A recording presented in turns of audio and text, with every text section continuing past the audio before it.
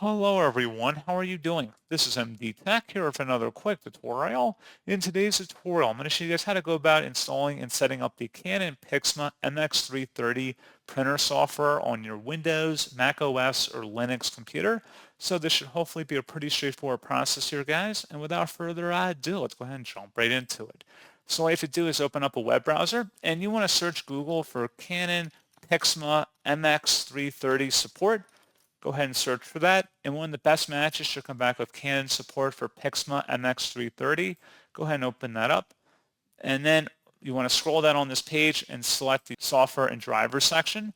And then scrolling down just a little bit, you want to select the My Printer file download here. And then once it's done downloading, go ahead and open it up. It should be a verified publisher, Canon Inc. And then you want to select next and then proceed to select the correct region and country in here. Accept the end user license agreement, and if you choose to change the destination path, you can, and then just select next to continue.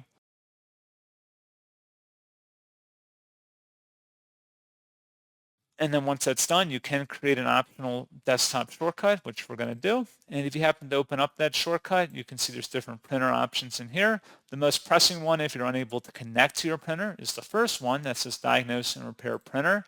And if you walk through these steps, it'll actually walk you through how to connect your printer if you're having connectivity problems. So pretty straightforward process on that, guys. And as always, thank you for watching. I do hope that I was able to help you out, and I do look forward to catching you all in the next tutorial.